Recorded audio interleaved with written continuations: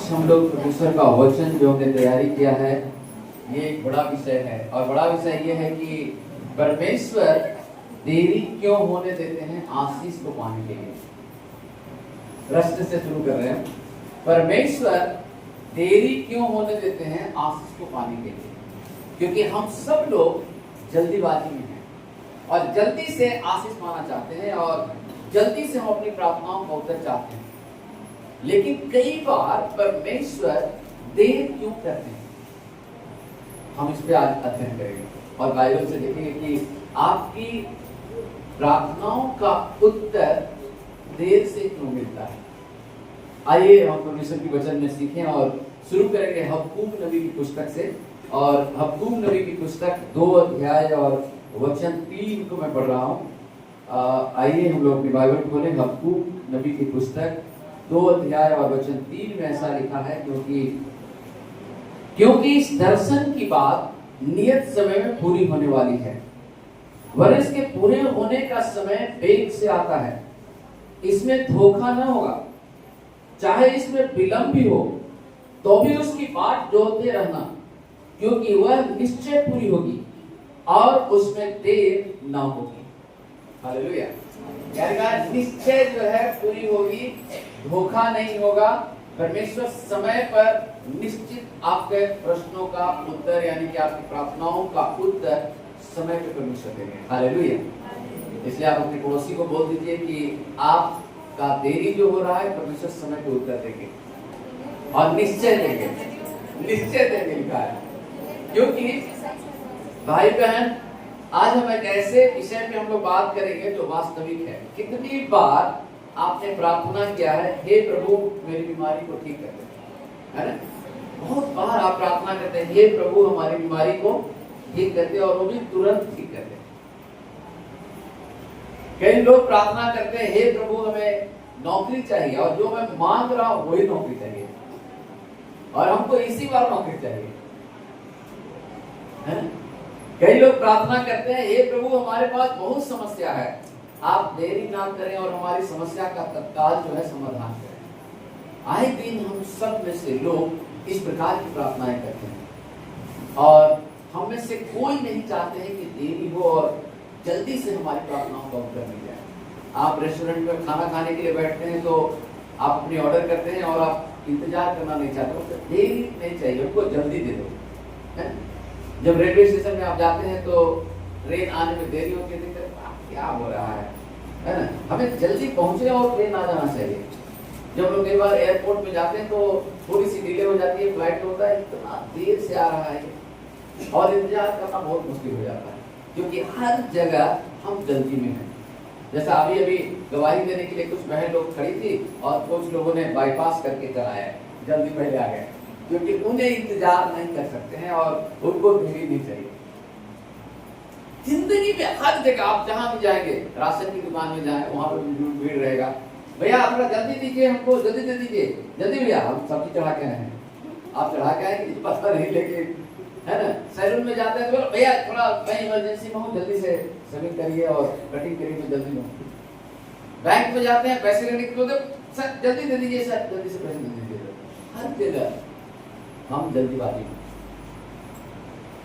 हर जगह हम तो क्या है, जल्दीबाजी में। लेकिन प्रार्थना को भी जल्दीबाजी में भी उत्तर पाना चाहते हैं और इसलिए प्रार्थना करते, प्रभु हमारी समस्या कल ही खत्म हो, हमारी नौकरी कल ही हो जाए। इस प्रकार के उत्तर हम चाहते हैं। हमारे मन में प्रश्न उठता है कि प्रभु क्यों देर करते हैं? क्या उन्होंने मेरी प्रार्थना सुनी नहीं है? आपके मन में यह सवाल आता होगा कि आखिर प्रभु देर क्यों करते हैं? क्या हमारी प्रार्थना को प्रभु ने सुना या नहीं सुना? यदि सुना तो फिर देर किस बात की? क्या आपने कभी महसूस किया है कि आपका प्रार्थना का उत्तर मिला, या कभी आपको लगा कि परमेश्वर चुप है, हमारी प्रार्थना को उत्तर नहीं देते? कई बार जब प्रार्थना करते हैं तो आपको ऐसा लगता है कि परमेश्वर ने आपकी प्रार्थना का उत्तर दिया या परमेश्वर चुपचाप एकदम साइलेंट मोड में है, हमें उत्तर ही नहीं मिला। कई बार ऐसा होता है। क्या कभी आपको लगा कि परमेश्वर चुप है? आपके लिए और आपको उत्तर नहीं मिला, और ये बातें आपको निराशा में डाल दी। जब आपको प्रार्थनाओं का उत्तर मिलने में देर होती है, ये निराशा में डालती है। बाइबल से हम देखेंगे कि परमेश्वर क्यों देरी करते हैं और इस देरी का उद्देश्य क्या है। क्यों परमेश्वर देरी करते हैं हमारी प्रार्थनाओं को उत्तर देने में, और इस देरी होने का उद्देश्य क्या है। क्यों देर से हमारी प्रार्थनाओं को उत्तर मिलता है और परमेश्वर इसका उद्देश्य क्या रखे हैं हमारे लिए, हम इस पर आज बात करने वाले हैं। बाइबल में बहुत सारे उदाहरण हैं। जैसे हम उदाहरण उठाएंगे बाइबल से उत्पत्ति 12 अध्याय से अब्राहम के विषय में।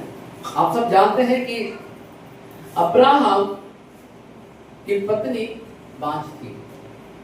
जब अब्राहम को परमेश्वर ने चुना था और उसे कहा था कि अपनी देश, अपनी जन्मभूमि, अपने कुटुंबियों को छोड़ और जो देश में तुझे दिखाता हूं उसमें चला जा, और मैं तुझे आशीष दूंगा, वो आशीष का अमूल्य होगा, और तेरी संतान जो है बालू के कीमते के समान होंगे, अनगिनत होंगे, और तुम उसे गिन नहीं पाएगा। परमेश्वर ने ये बातें जिस समय कही थी अब्राहम का, उस समय अब्राहम की पत्नी सारा का कोई संतान नहीं था और वो बांझ थी। और एक बांझ के विषय में परमेश्वर ने कहा कि तेरे वंश जो है बालू के किनके के समान अनगिनत होगा। परमेश्वर ने कहा कि आकाश को तो देखो, तारा गिन सकता है क्या अब्राहम? नहीं ना। तो बोला तेरे संतान ऐसे ही होंगे, अनगिनत होंगे, तो गिन ही नहीं सकता है। ये परमेश्वर ने उसे वायदा किया था कि ताराओं के समान होगा, लेकिन उसका बच्चा जो सारा का हुआ, कितने साल लगा उसे मां बनने में? कोई बताएंगे?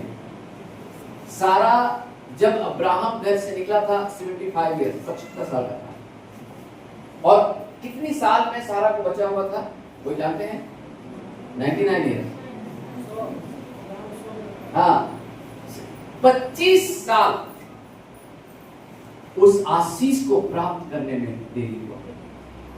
75 ईयर्स, 25 वर्ष लगा सारा को और अब्राहम को धैर्य रखने के लिए। क्या परमेश्वर 25 साल क्यों लगाया? तुरंत भी दे सकता था या नहीं? सवाल यह है कि एक बच्चा जन्म देने के लिए 25 साल क्यों? तुरंत क्यों नहीं?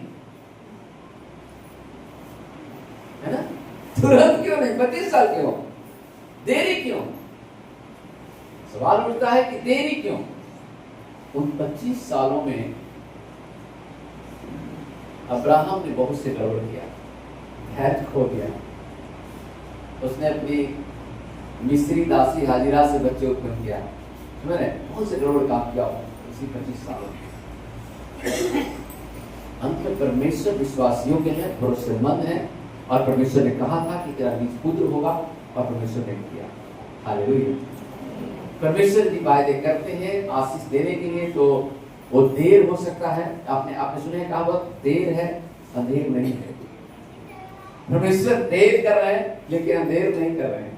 अब्राहम के जीवन में परमेश्वर ने देर किया, अंधेर नहीं किया।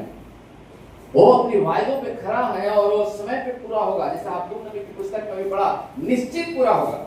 लिखा है ना, धोखा नहीं होगा, विलंब तो होगा, लेकिन निश्चित परमेश्वर जो आपको कहा है आपके बच्चों के लिए, आपके लिए, वो आशीष से पूरी होगी। इसहाक के जन्म लेने में 25 साल बाद लगा, क्योंकि ताकि उसका विश्वास परखा जाए और परमेश्वर की महिमा प्रकट। देरी का मतलब था विश्वास को परखना और परमेश्वर की महिमा को पाना, धैर्य रखना।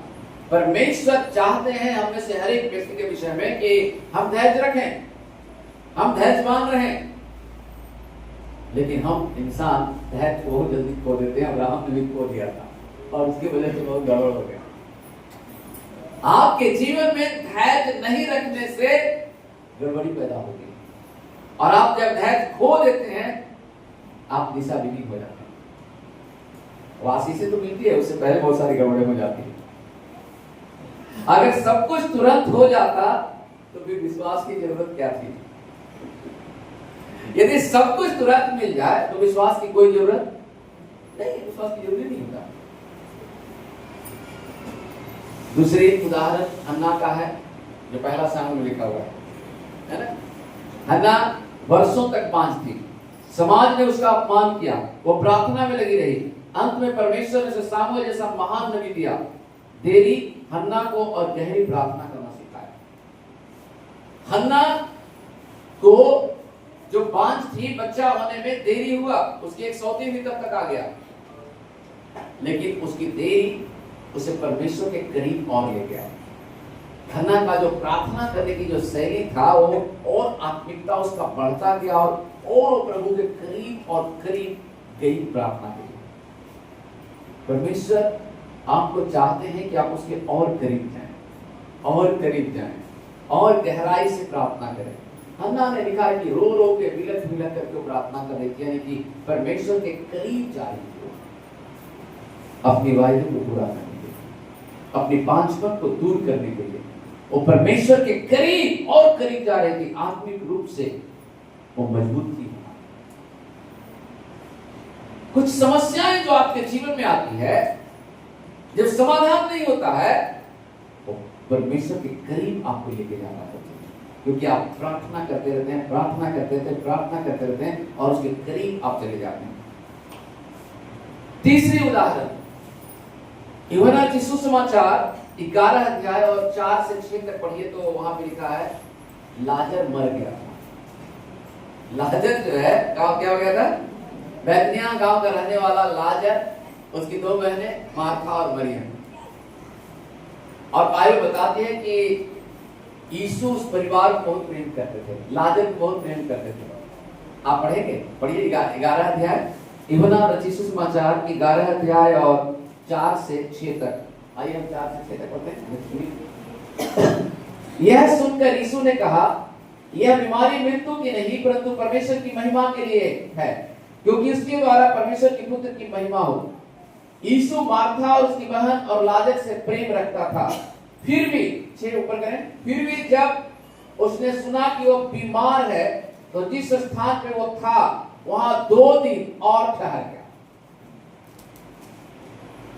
अजीब सी बात लिखा हुआ है।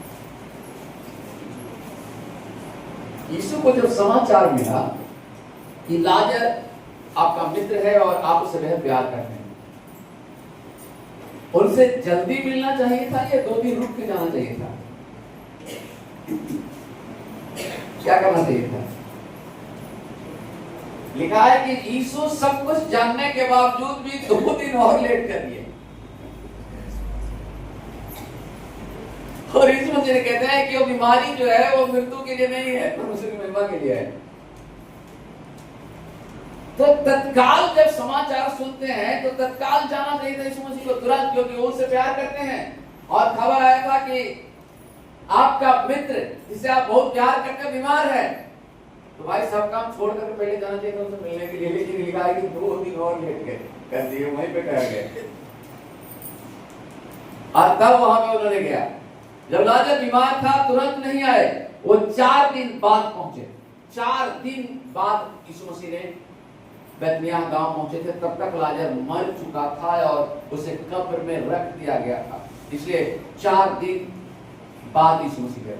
और जब ये गए तो मार्था और मरियम रो रही थी, और जब इन्होंने रोया, लिखा है कि रोया और कहा कि कहाँ रखे हो, तो बोला वो तो मर गया, कब्र में रखा हुआ है, अब तो दुर्गंध आ रहा होगा वहां से, है ना।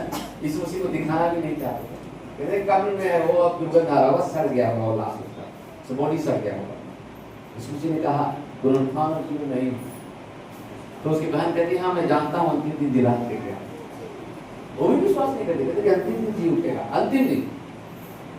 लेकिन यीशु मसीह ने क्या किया उसको? उसका लाजर बाहर निकल, और लिखा लाजर कफन समेत बाहर निकल। देरी क्यों हुआ? अब बात है कि देरी क्यों हुआ? इसी परमेश्वर की महिमा के लिए। यदि यीशु उस समय आते तो बीमारी से चंगाई मिलता, लेकिन जब वो मर गया और कब्र में चला गया तो वो मुर्दे 4 दिन का मरा हुआ जी उठाए परमेश्वर की। जब भी देरी होती है, परमेश्वर का कुछ न कुछ उद्देश्य है आपके लिए। आपकी प्रार्थनाओं का उत्तर मिलने में देरी हो रहा है, आप न घबराएं, परमेश्वर का उद्देश्य है आपके लिए, और आपको उस समय जानना है कि परमेश्वर के उद्देश्य आपके लिए क्या है, क्योंकि परमेश्वर अपने उद्देश्य को आपके जीवन में पूरा करना चाहते हैं, इसलिए वो देरी होता है, क्योंकि ताकि परमेश्वर की महिमा प्रकट हो और लोग विश्वास करें यीशु के ऊपर। मेनी टाइम, बहुत बार आपकी प्रार्थनाओं का उत्तर मिलने में देर होता है और आप अपनी धैर्य खो देते हैं, परेशान हो जाते हैं। परमेश्वर देरी क्यों करते हैं? फिर सवाल आता है कि परमेश्वर देरी क्यों करते हैं, और आपको जल्दी उत्तर चाहिए। जब ज्यादा भूख लगा हो और खाना मिलने में देर हो तो आप चिड़चिड़े हो जाते हैं, लोटा गिलास पटकना शुरू कर देते हैं। हर चीज में यीशु मसीह की आगमन लेट से हो रहा है, देरी से हो रहा है। और बाइबल कहते हैं कि विश्वास करो यीशु मसीह आएंगे, विश्वास करो यीशु मसीह आएंगे। तो आप कहते हैं कब आए? हमारे बाप दादा मर गए, उनके बाप दादा मर गए, अभी तक तो ऐसे नहीं किए। तो आप मनमानियों का जीवन जीना शुरू कर देते हैं, धैर्य नहीं रखते। लेकिन ये सत्य है कि यीशु आएंगे। हालेलुया। उनके आने में देर हो रही है, और वो जो देर हो रही है तब तक तैयारियां चल रही हैं। बाराती आने में देर है तो तब तक तैयारी चलेगा, दूल्हा का इंतजार है तब तक मेकअप सूख रहा है, लेट हो रहा है। बाइबल में कई बार लिखा है 5 समझदार और 5 मूर्ख कुमारियां दूल्हा का इंतजार कर रहा था, है? तो 5 जो समझदार थी उन्होंने अपने मसाले लिया, उसमें तेल भी लिया था, और मूर्खों ने मसाल तो लिया था लेकिन तेल नहीं लिया था। आने में जब देर हुई तो मूर्खों ने समझदारों से कहा थोड़ी तेल दे दो, तो कहा कि तुम मेरे लिए ही सीख रहे, अच्छा होगा कि बाजार में जाओ। तो बोलो बाजार तो बंद है, तो बोला था गेट भी बंद हो रहा है, घरों बाहर रहे। इंतजार करें, परमेश्वर यीशु मसीह का आने का इंतजार करें, वो अचानक आ जाएंगे।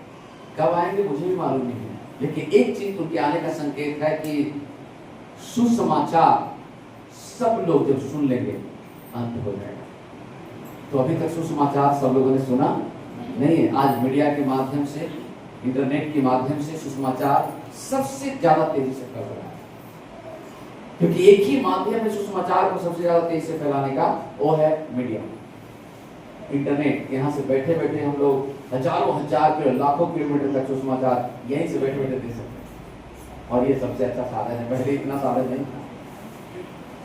इससे स्पष्ट होता है कि जल्दी से सुसमाचार लोग सुनेंगे और यीशु मसीह का आगमन होगा। देरी क्यों होता है? हमारे विश्वास की परीक्षा के लिए। याकूब की पत्री 1:3 में लिखा है कि एक विश्वास की परीक्षा के लिए। प्रतीक्षा हमारे विश्वास को मजबूत करती है। व्यवस्था विवरण 8:2 और 3 में लिखा है हमें तैयार करने के लिए, ताकि हम तैयार हों। इजरायलियों को जब कनान देश में जाना था उससे पहले परमेश्वर ने उसे तैयारी किया।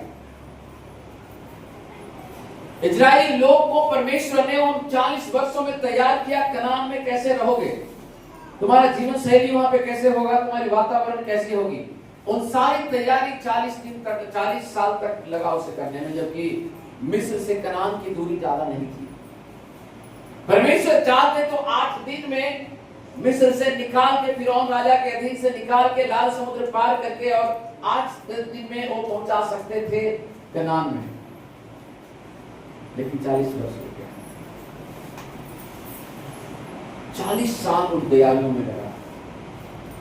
परमेश्वर ने जंगल की रास्ते से ले जाके उनके अभावग्रस्त जीवन, खाना पीना सब चीज में उन्होंने कुड़कुड़ाया, और इस तैयारी का समय था। उसका विवरण में स्पष्ट रूप से लिखा हुआ, देख रहे हैं, आसानी से जाया जा सकता था कनान में, लेकिन परमेश्वर उसे घुमा के लेके गया 40 वर्ष तक। याद करिए, 12 भेदिए को मूसा ने भेजा था कनान को देखने के लिए, कि जाके देख के आओ कि वहां के लोग कैसे हैं, क्या उस देश में हम लोग जा रहे हैं तो उसका जगह कैसा। 12 लोग में से 10 लोग नकारात्मक बातें बोला, 10 लोग बोला था वो बड़े बड़े लोग हैं, लंबे लोग हैं, हम उनके सामने टिटी के समान हैं, हमसे मजबूत लोग हैं, वो हमको खा जाएंगे, वो हमको क्या करेंगे, खा जाएंगे। यानी कि वो देश किसी भी बस में वो मैं ले नहीं सकता हूँ। 12 में से 2 लोग जो था, यहोशू और कालेब ने सही कहा था। और उसने कहा था कि वो अनाथ बंसी है, उनकी मोटी दीवारें हैं, लेकिन वो हमारे लिए रोटी है।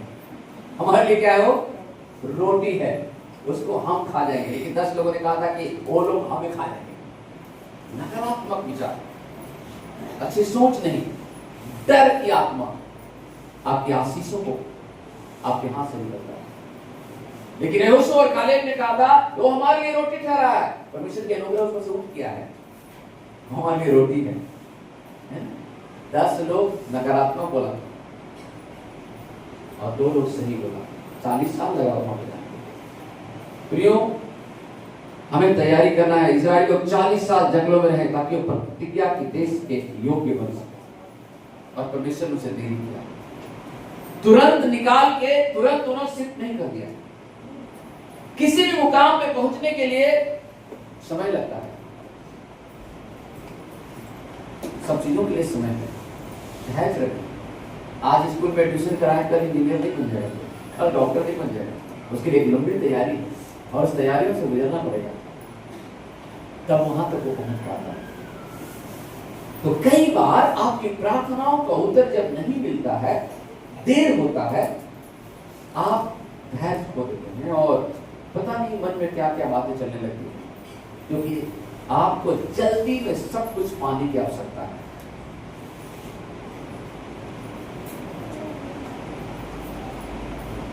एक बच्चा भी 9 महीने में जन्म लेता है, उसके भी टाइमिंग है। माँ के पेट में वो 9 महीने तक रहना, 12 महीने रह जाएगा क्या, तो फिर प्रॉब्लम क्रिएट हो जाएगा। 9 महीने से 10 दिन ज्यादा होता है तो आदमी घबरा जाता है, अरे बच्चा क्यों नहीं मर गया, 9 महीने ज्यादा हो गया। हर चीज का समय परमेश्वर ने तैयार किया है। सबोपदेशक 3:11 में लिखा है, सही समय पे आशीष देते हैं परमेश्वर। परमेश्वर ने जो समय ठहराया है, उस समय में आपको परमेश्वर आशीष देंगे। आपको भिंडी का सब्जी पसंद है? हाँ, भिंडी का बीज मार्केट में से लीजिए और लगा दीजिए। अगले दिन जाइए, तोड़ के ले आइए। ऐसे करते हैं? क्या करते हैं? क्या करते हैं? उसको बढ़ने का समय का इंतजार करते हैं, फलने का समय इंतजार करते हैं, तब उसको आप तोड़ के ले आकर के सब्जी बना सकते हैं। प्रार्थना बीज के समान है। याद रखिए, आपकी प्रार्थना बीज के समान है। वो बढ़ता है, मरता नहीं है, वो बढ़ता है।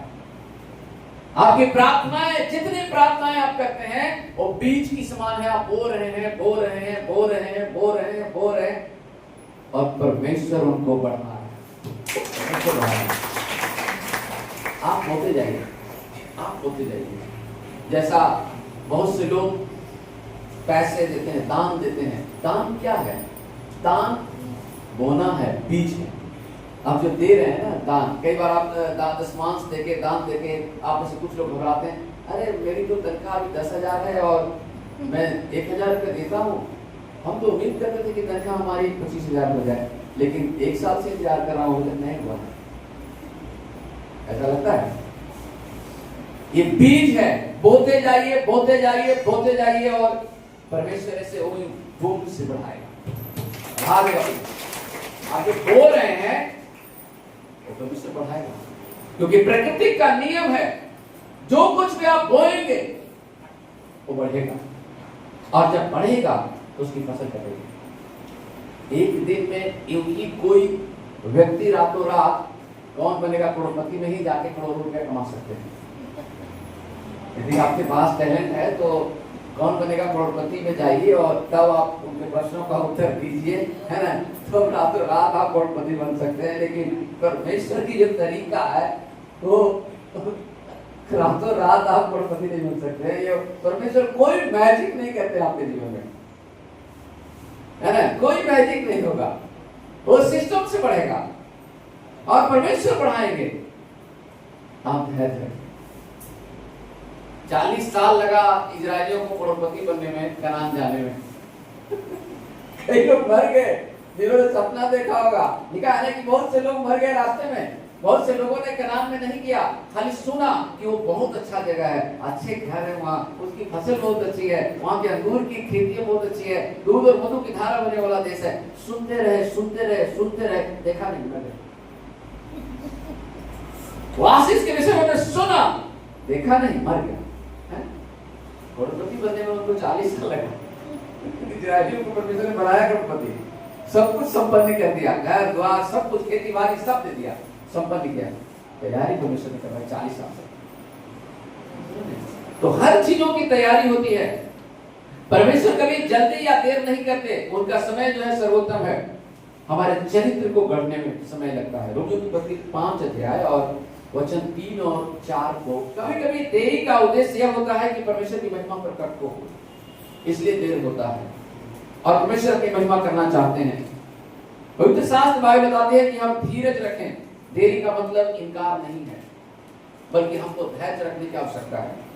हो सकता है आपकी समस्याओं का हल जल्दी नहीं मिल रहा है, लेकिन परमेश्वर तैयार कर रहे हैं।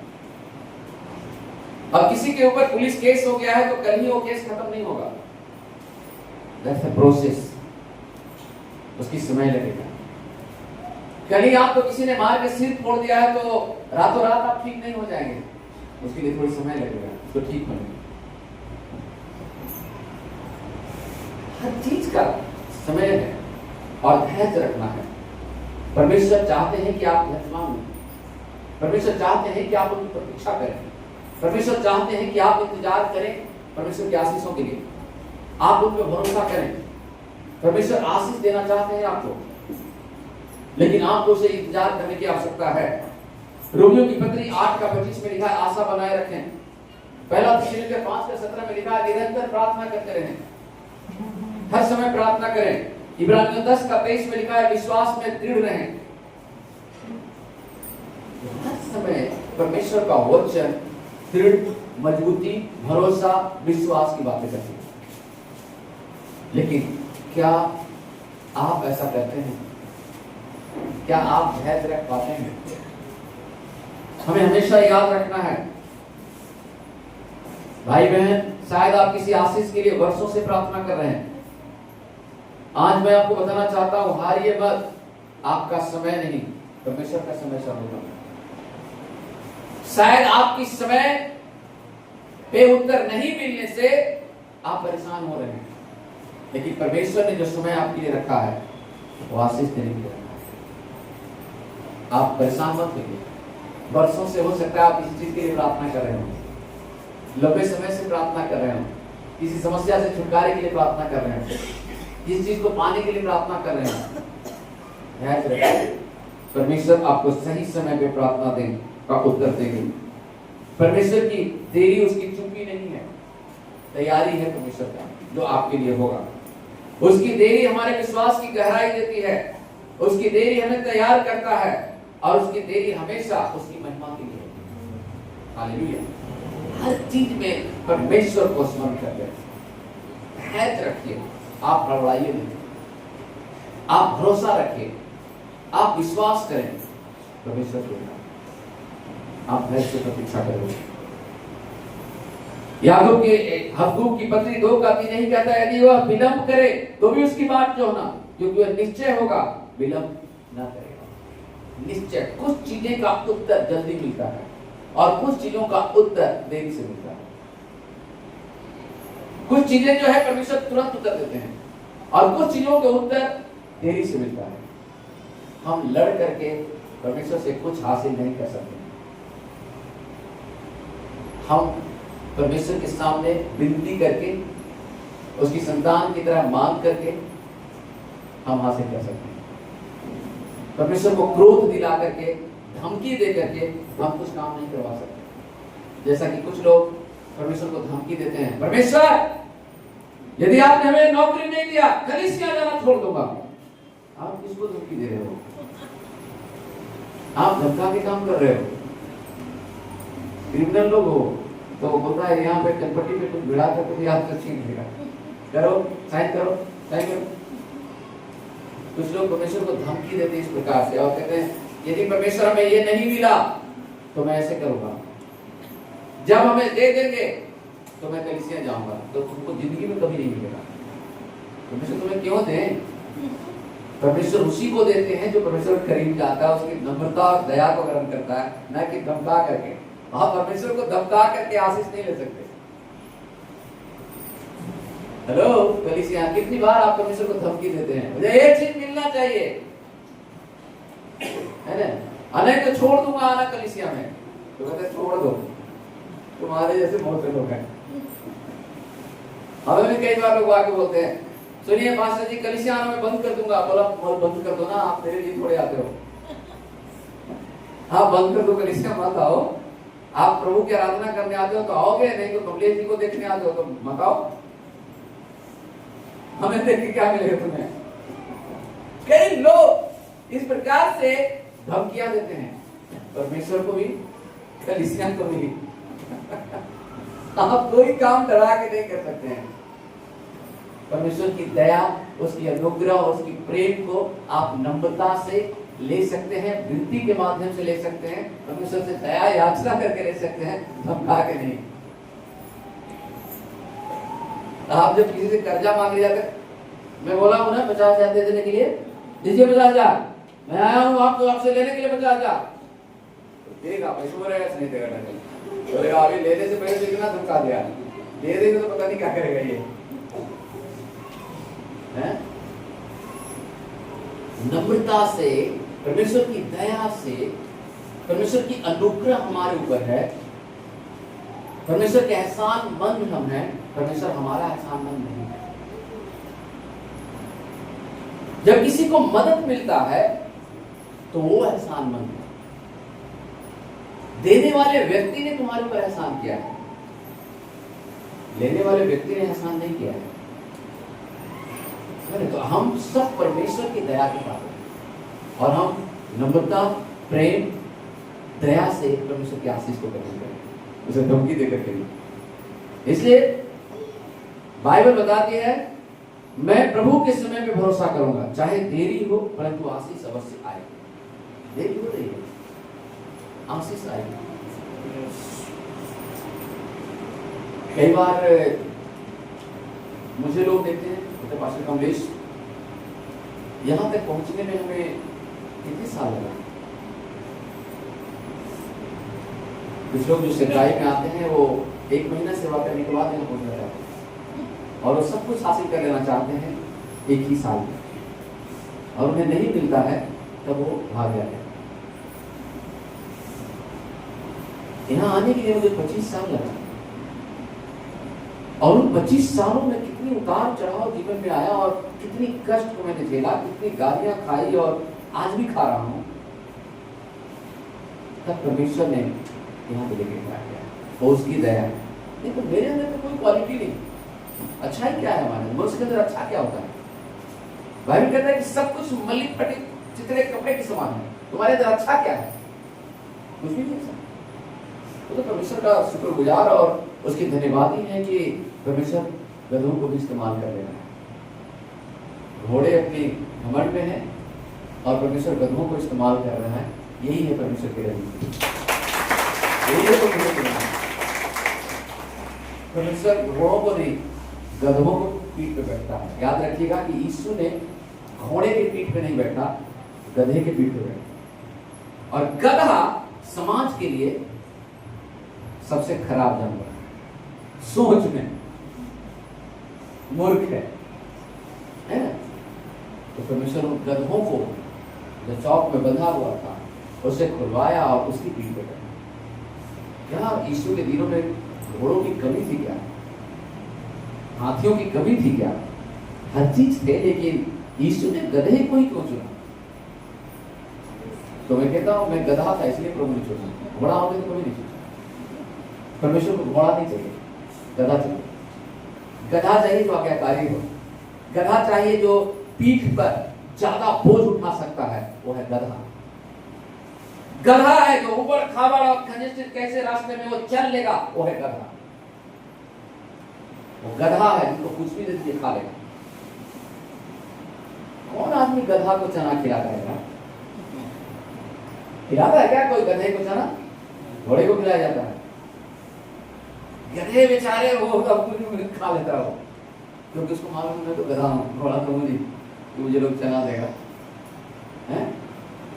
तो हम प्रभु के लोग गधे हैं और दुनिया वाले के नजर में गधे हैं। दुनिया वाले भी हमें गधे ही समझते हैं, मूर्ख समझते हैं, लेकिन बाइबल कहते हैं कि परमेश्वर ने मूर्खों को चुना है बुद्धिमानों को उपदेश करने के लिए। परमेश्वर के लिए उसकी अनुग्रह, उसकी प्रेम, उसकी दया, उसकी क्षमा में चाहिए। प्रियो, प्रभु पे हमेशा भरोसा करने की आवश्यकता है। कुछ चीजें जो होती है, एक भाई था जो सालों से नौकरी के लिए प्रार्थना कर रहा था, कई बार रिजेक्ट हो गया, निराश हुआ, लेकिन प्रार्थना करते रहा। अंत में परमेश्वर ने उसे सबसे बढ़िया नौकरी दिया। परमेश्वर ने देर की, लेकिन सही समय पर उसे उत्तम आशीष दिया, उसकी मन चाहा चीजें मिला। देर तो हुआ, लेकिन सही समय परमेश्वर ने उसको अच्छी नौकरी दिया। एक लड़की थी जो अपनी शादी के लिए बहुत लंबे समय से प्रार्थना कर रही थी कि परमेश्वर मेरी शादी और मेरा जीवन साथी जो है वो विश्वास में मिल जाए, अच्छा जीवन साथी मिल जाए, मेरे मनपसंद जीवन साथी मिल जाए। बहुत साल से वो प्रार्थना कर रही थी और हर साल वो सोचती थी कि इस साल मेरी शादी हो जाएगा। बहुत दबाव उसके परिवार और वालों को उस लड़की पर था, क्योंकि वो लड़की प्रार्थना कर रही थी अपने परमेश्वर से एक अच्छे जीवन साथी के लिए। कई वर्ष बीत गए, लगातार वो प्रार्थना कर रहा था, परिवार बहुत चिंतित था, लेकिन जब परमेश्वर ने समय पूरा किया, उसे एक ऐसा जीवन साथी मिला जो परमेश्वर की डर और भय में जीने वाला, और जैसा प्रार्थना कर रही थी वैसा ही उसका पति मिला। लंबे समय बाद परमेश्वर ने उसे आशीष दिया और उसके मनपसंद। कई बार बीमारियों से चंगाई के लिए वर्षों से लोग प्रार्थना करते हैं, वर्षों लग जाते हैं प्रार्थना करने में। बीमारियां बड़ा कष्टदायक होती है। जब दर्द उठती है रात को सीने में, जब आपकी दर्द होती है पीठ में, कमर में या ब्रेन में या किसी भी चीज में, तो बहुत कष्टदायक होती है। जब अचानक बीमारियां बढ़ जाए, बहुत कष्टदायक होती है शरीर, जो आपके पैसे और शरीर दोनों को बर्बाद करता है। ज्यादातर लोग बीमारियों से दुखी और परेशान होते हैं। प्रार्थना कर रहे, जैसे एक परिवार लगातार प्रार्थना कर रहा था उसका बच्चा चंगा हो जाए, तुरंत चंगाई नहीं हुई, लेकिन उसकी प्रतीक्षा के समय में पूरा परिवार प्रार्थना में बढ़ा, विश्वास में गहरा हुआ, चंगाई आई। भयंकर बीमारियों से परमेश्वर उसके बच्चे को चंगाई दिया। वो मिर्गी रोग से पीड़ित था, बहुत इलाज करवाया था, लेकिन ठीक नहीं हुआ। लेकिन लंबे समय से वो प्रार्थना कर रहा था, वो और उसकी माता पिता कलीसिया में आ रहे थे, प्रार्थना कर रहे थे, प्रार्थना कर रहे थे, प्रार्थना कर रहे थे। अंत में परमेश्वर ने उनके बेटे को मिर्गी से संपूर्ण चंगाई दिया। समय लगता है। देरी क्यों हुआ? देरी इसलिए हुआ कि उन दिनों में जब देरी हो रहा था, उसके माँ बाप परमेश्वर के करीब और करीब और करीब जा रहे थे, उनकी आत्मिकता बढ़ रही थी और वो परमेश्वर को पहचान रहे थे और परमेश्वर के करीब जाने को मौका मिला। शायद वो आज आए मिर्गी वाले बच्चे को लेकर के और आज ही प्रार्थना हुआ और कल ठीक हो जाए, तो परसों कलीसिया में नहीं आए और न उनको विश्वास होगा, कुछ भी नहीं उसे होगा और वो लौट गए। परमेश्वर ने एक लंबा समय लिया कि उनको परमेश्वर के करीब जाए, परमेश्वर की अनुग्रह में चाहिए। कुछ चीजें जो होती है ना, हमारी आशीष के लिए होती है। हमारी पत्नी यहाँ पे प्रभा बैठी हुई है, इनकी बड़ी बहन गूंगी है, न बोलती है न सुनती है। डॉक्टर साहब भी जानते हैं, बहुत से लोग जानते हैं। इनके पापा ने यीशु मसीह को ग्रहण क्यों किया? जानते हैं क्यों? ये गूंगी और बहरी बोलने लगे।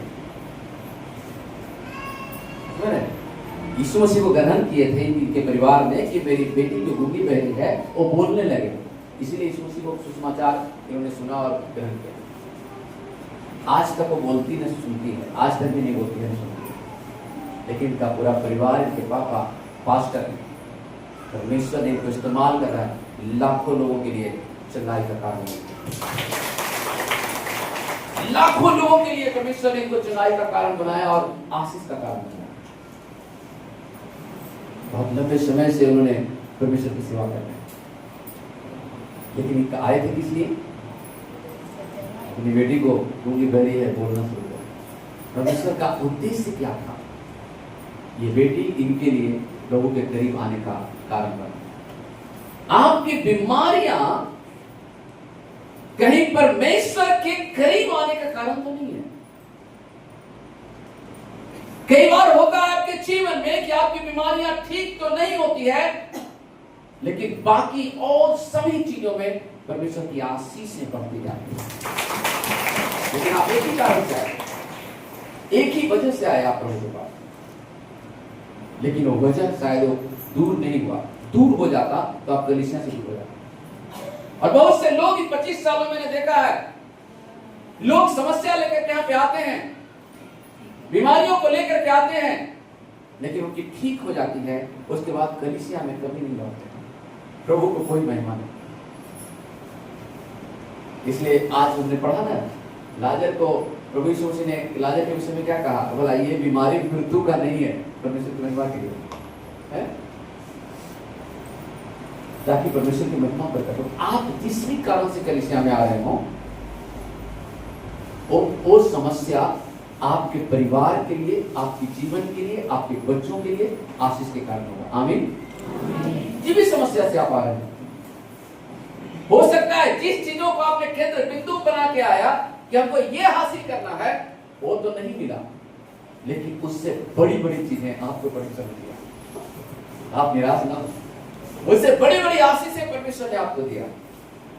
बहुत से परिवार इस कलीसिया में ऐसे हैं जिन्होंने समस्याओं को केंद्र बिंदु बना के आए थे, बीमारियों को केंद्र बिंदु बना के आए थे, ये बीमारियां ठीक हो जाए, ये समस्याएं हल हो जाए, ये चीजें हो जाए, लेकिन वो मुख्य चीजें तो हल नहीं हुआ, लेकिन दूसरी श्राप और बहुत सारी समस्याएं उनके जीवन से दूर हो गया। और वही वजह था परमेश्वर के आने का। हालेलुया। इसलिए वो लगातार परमेश्वर देरी क्यों करते हैं?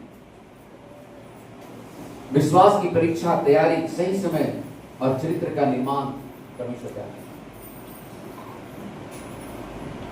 हर चीज में आप बाइबल को उदाहरण लें। मूसा को 80 वर्ष की उम्र में मूसा मिस्र में अगुआ बन गया। कितने उम्र में? 80 साल की उम्र। 40 साल तक लिखा है कि मूसा फिरौन के महल में था और 40 साल मिघानियों के जंगल में था। 40 साल वो ट्रेनिंग था उसका। 40 वर्ष तक मूसा खुले आसमान के नीचे भेड़ बकरियों को चराता रहा। उसके बाद देखा 80 साल तक की उम्र में इजराइल का ग्रेट महान लीडर बना। महान लीडर। समय लगती है हर चीजों की। आप धैर्य न करें, आप प्रार्थना करते हैं। मैं दो ही चीज बोलना चाहता हूँ। प्रार्थना रूपी बीज को बोते रहिए। प्रार्थना रूपी बीज को बोते रहिए, वो फलवंत होगा। वो फलवंत होगा और उससे आशीषें आपके जीवन में आएगी। शायद आप नौकरी, विवाह या परिवार की किसी आशीष के लिए प्रतीक्षा कर रहे हैं। नौकरी के लिए, विवाह होने के लिए, किसी मुकदमे से छुटकारे के लिए आप प्रतीक्षा कर रहे हैं कि परमेश्वर हमें अवश्य मिलेगा।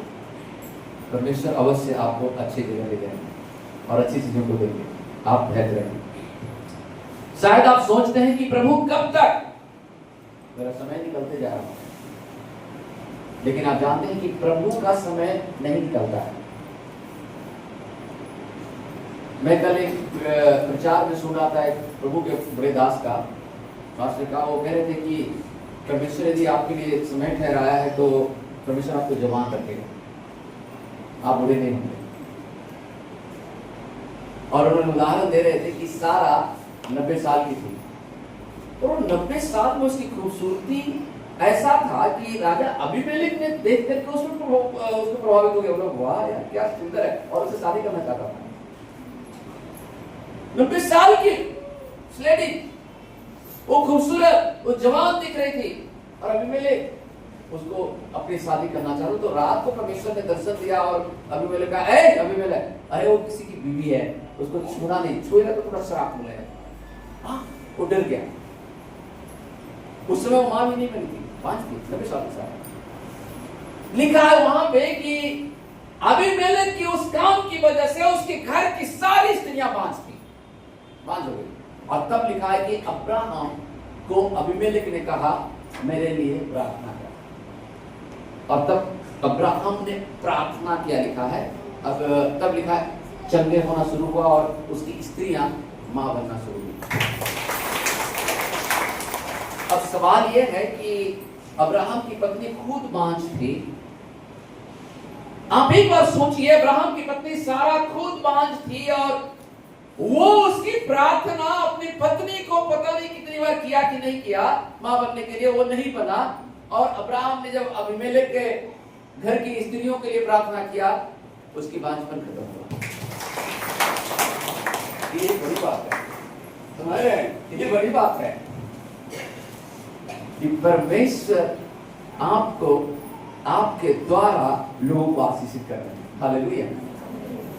आप चाहे जैसे भी हो, लेकिन परमेश्वर आपके द्वारा लोगों को आशीष कर रहा है। तो मैं सुन रहा था, उन्होंने कहा कि यदि परमेश्वर का समय है और परमेश्वर ने आपको चुना है तो आप बूढ़ी नहीं होंगे, आप जवान रहेंगे। आमीन। परमेश्वर आपको जवान रखेगा। परमेश्वर आपको वो बल, वो पौरुष और शक्ति और सब कुछ परमेश्वर आपको देगा। दूसरी गवाही में बताओ, यहोशू जिस समय परमेश्वर ने कहा था उसे 40 वर्ष का था और 40 साल जंगल में भटकने के बाद भी यहोशू के अंदर अंत में कहता है कि आज भी परमेश्वर ने वही शक्ति मुझे दिया है, आज भी परमेश्वर ने मुझे वो बल दिया है ताकि आज मैं पहले के समान मैं युद्ध कर सकता हूं, पहले के समान मैं उसे लड़ सकता हूं, जैसे मैं पहले था आज भी मैं वैसा ही हूं। ये शक्ति कौन दिया था यहोशू को? परमेश्वर ने दिया। हालेलुया। नई बल, नई ताकत, नई ऊर्जा परमेश्वर आपके लिए सब कुछ दे सकते हैं। ना बूढ़ा होने वाला आशीष। हालेलुया। आज परमेश्वर के बहुत से लोग हैं जो बूढ़े नहीं हैं, बूढ़े की तरह दिखते भी नहीं हैं। उनके चेहरे की चमक, उनकी ताकत, उनकी सब चीजें आज भी परमेश्वर की दया से बहुत अच्छा है। इसलिए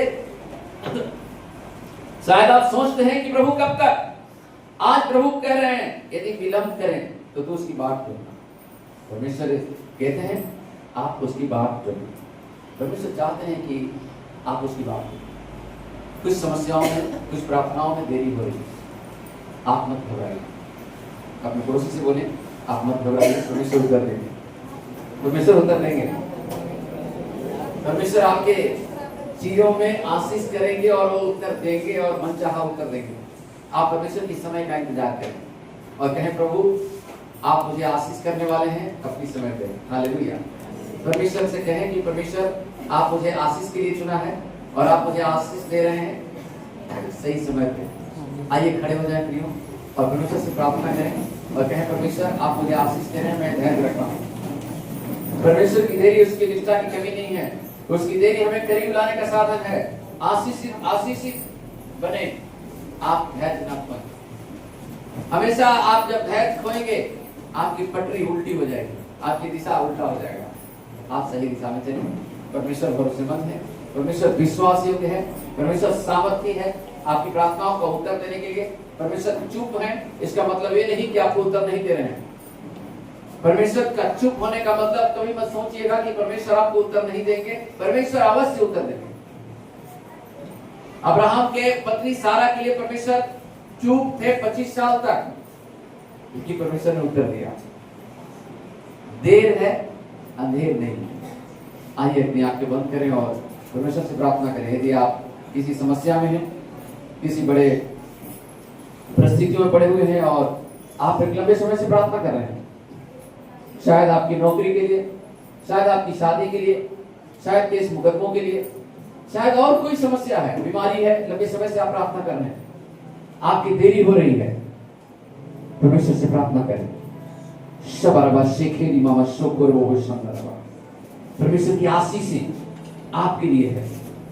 देरी हो रही है, लेकिन परमेश्वर की आशीष आपके लिए है। लाजर मर गया, प्रभु ने 4 दिन और देरी किया।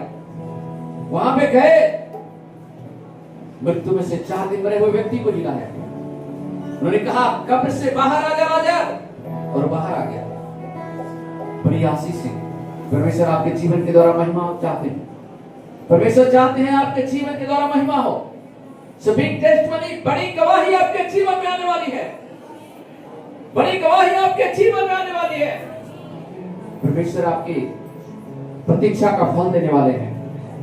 परमेश्वर इंतजार का फल आपको देने वाले हैं। जो एक लंबे समय से इंतजार कर रहे हैं अपनी शादी के लिए, अपनी नौकरी के लिए, अपनी घर बनाने के लिए, अपनी बीमारियों की छिकाई के लिए, अपनी समस्याओं के समाधान के लिए, जो लोग लंबे समय से इंतजार कर रहे हैं, परमेश्वर आपको आशीष देने वाले हैं।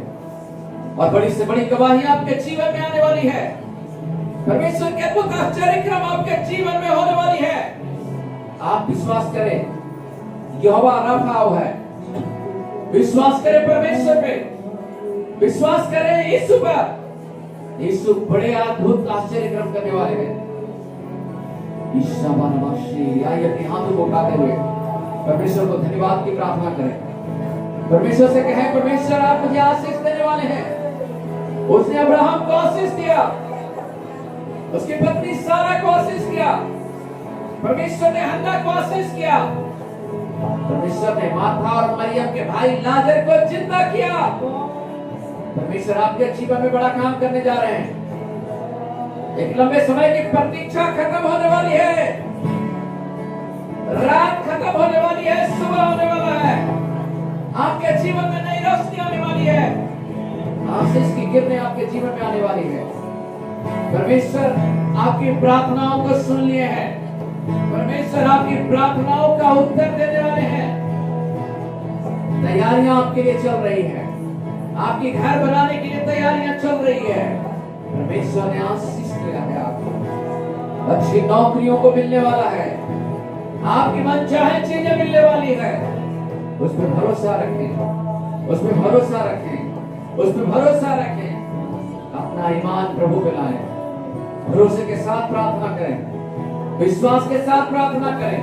परमेश्वर पिता मैं तेरा धन्यवाद करता हूँ, आपकी स्तुति, आपकी महिमा करते हैं। परमेश्वर बहनों और भाइयों के लिए पिता, जो लंबे समय से प्रभु आंसुओं के साथ प्रार्थना कर रहे हैं, लंबे समय से बीमारियों की चंगाई के लिए प्रतीक्षा कर रहे हैं, लंबे समय से नौकरी के प्राप्त करने के लिए वो प्रार्थना कर रहे हैं, लंबे समय से परमेश्वर वो अपनी समस्याओं की समाधान मांग रहे हैं आपसे प्रभु।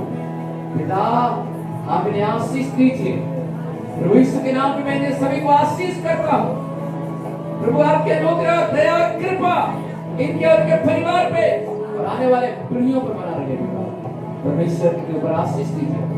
इस गरीबी के अभिश्राप से प्रभु आप छुटकारा दीजिए प्रभु। जो लंबे समय से गरीबी की श्रापों से मुक्ति के लिए प्रार्थना कर रहे हैं, लंबे समय से इस गरीबी से बाहर निकलने के लिए, इस दलदल से, इस कीचड़ से बाहर निकलने के लिए प्रार्थना कर रहे हैं, परमेश्वर ने आशीष करिए, आर्थिक समृद्धि दीजिए।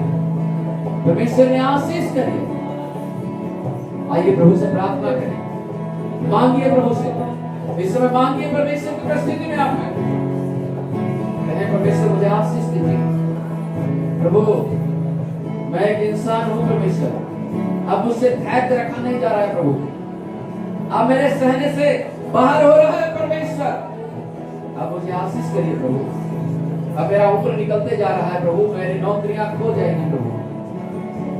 प्रभु से प्रार्थना करें। यदि आपका ऊपर निकलते जा रहा है, अब आपके विवाह में ज्यादा देर हो रही है और आपके ऊपर बढ़ते जा रहा है, आपकी कर्जा बढ़ते जा रहा है, आपकी ब्याज की रकमें बढ़ती जा रही है, प्रभु अब मैं ब्याज भर नहीं सकता प्रभु, मुझे सामर्थ दीजिए, मुझे निकालिए, निकालिए परमेश्वर इस दलदल से प्रभु। मुझे निकालिए, मुझे इस अकेलापन से बाहर निकालिए प्रभु। अब मेरी सहने से बाहर हो रही है प्रभु। प्रभु अब मैं डूबना नहीं चाहता हूं प्रभु, क्योंकि आप मेरे हाथ को पकड़ने वाले परमेश्वर हैं। मुझे इस गड्ढे से जहां मैं गिरा हूं निकालिए। आइए सब लोग प्रार्थना करें। बीमारियों के दर्द को कहो प्रभु मैं अब सहन नहीं कर पा रहा हूं। प्रभु बीमारियों में पैसे लग रहे हैं प्रभु मैं सहन नहीं कर रहा हूं प्रभु। अब मुझे साहस दीजिए, अब मुझे चंगाई दीजिए, अब मुझे निकालिए प्रभु। मेरे बांझपन को प्रभु आप दूर करिए। लोगों की ताने सुन सुन के प्रभु मैं परेशान हो गया हूं। अब मेरे लिए सहना प्रभु मुश्किल हो रहा है। मेरी आंखें आपके ऊपर लगा हुआ है, मेरे भरोसा आपके ऊपर लगा हुआ है। प्रभु मुझे आशीष दीजिए। वो खोल के प्रार्थना करें सभी लोग, प्रभु से प्रार्थना करें। अपनी बेरोजगारी को दूर करने के लिए प्रार्थना करें। कहें प्रभु अब लोग बेरोजगार कहना शुरू कर दिया है। प्रभु अब लोग कहना शुरू कर दिया किसी काम का नहीं है। शायद प्रभु लोगों के दृष्टि में गधा बन गया हूं। आप मुझे इस्तेमाल करिए, आप मुझे इस्तेमाल करिए परमेश्वर। जीसस प्रेज परमेश्वर। शायद मैं लोगों के लिए हंसी का पात्र बन गया हूं, लोगों के लिए मजाक का पात्र बन गया हूं। शायद आपका जीवन मजाक का पात्र बन गया है। शायद लोग आपकी मजाक उड़ा रहे हैं, आपके लिए हंसी कर रहे हैं। प्रभु से कहें प्रभु मुझे आशीष दीजिए, मुझे निकालिए, मुझे इस समस्या से बाहर करिए प्रभु। मुझे निकालिए परमेश्वर निकाल इस गरीबी से प्रभु, इस कर्जे से प्रभु, इस बीमारी से प्रभु। परमेश्वर मैं इस जीवन को आपके हाथों में सौंपता हूं। आप हमारी प्रार्थनाओं का उत्तर देने वाले परमेश्वर हैं, आप हमारे व्यक्ति को सुनने वाले परमेश्वर हैं। आप दया करिए, दया करिए परमेश्वर। इन भाई और बहनों के लिए मैं प्रार्थना करता हूँ प्रभु यीशु मसीह के नाम में। मैं सभी को आशीर्वाद देता हूँ परमेश्वर की सारी समस्या को दूर होने के लिए, इन्हें धैर्य के साथ प्रभु आपकी प्रतीक्षा करने के लिए, विश्वास की बढ़ोतरी के लिए प्रभु मैं इसे प्रार्थना करता हूं। समानी अलावा सुखो आइए परमेश्वर की आराधना में जाए।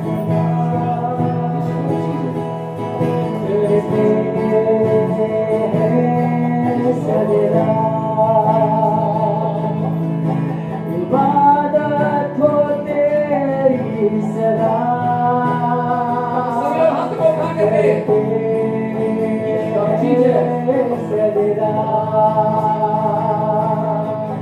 इबादत हो तेरी सदा करते